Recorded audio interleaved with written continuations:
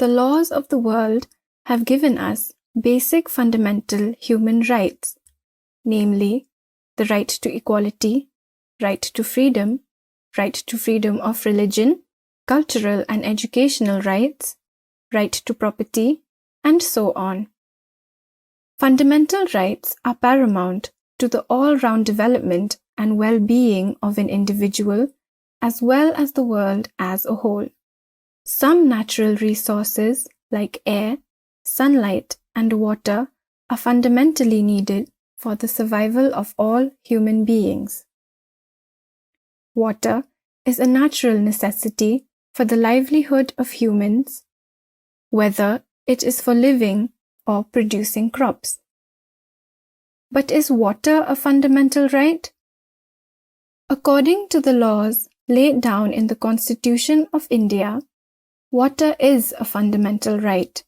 Article 21 of the Indian Constitution declares that it is the duty of every state to ensure the provision of clean, pollution-free drinking water to its citizens. But the Supreme Court stated that even though Article 21 includes a right to livelihood, the Constitution does not put an absolute ban on the deprivation of life and liberty. According to the Convention of the Rights of the Child of the UN, which seeks out the civil, political, economic, social, and cultural rights of every child, all children, regardless of their race, religion, or abilities, have the right to clean water and basic sanitation. Various non-government organizations like WaterAid, Rotary Club, Hand in Hand India, and others have taken active measures to ensure provision and accessibility to safe water for various rural agglomerates within India. On the other hand, leaders of the country are well aware of the need for water. Water resources have been constantly depleting due to the effects of global warming, pollution, deforestation, and reduced rainfall. There are over 100 to 150 million farmers in India, and their dependency on water for irrigation comes mainly from rainfall. Due to the increased negative effects of global warming, water is a luxury they are unable to afford. Scarcity of water is also due to an increase in population, and hence, the demand for water increases exponentially, whereas the obtainability of the same decreases every year.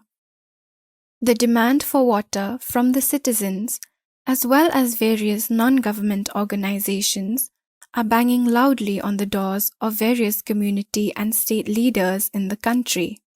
The need for the availability of safe water in India increases rapidly, and demands for leaders to provide safe water has been left unattended to the point where the population now demands the sanitation of contaminated and polluted water. Not all available water resources are safe for use and consumption, and this is due to the wastage emitted by industrial factories, which not only destroy water bodies but the environment as well. A study by UNICEF shows that less than 50% of the population of India have access to safe drinking water. The Model Bill for the Conservation, Protection, Regulation and Management of Groundwater 2016 gives priority of groundwater use for the purpose of meeting the right to water for life, and the allocation of groundwater will be determined by each state separately as per community conditions and local convenience. The bill recognizes the fundamental right to life through the provision of safe water in sufficient quantities. This sufficient quantity is further determined by expedient governing bodies.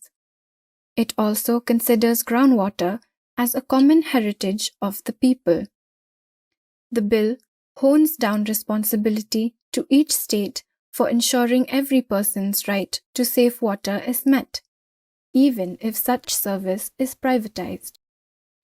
Land ownership has a corresponding relation on the accessibility of water. Land rights equal to water rights for the landowner. The owner of a plot of land has rights to the underground water which flows beneath their land.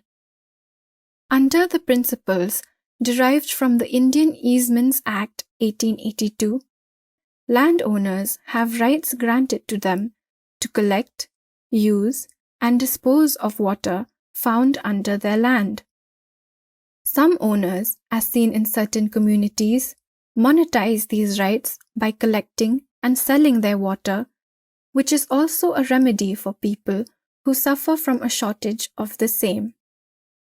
Based on the laws and principles followed by the various governments of the world and regulated by the UN as well as UNICEF, water is a fundamental right given to all.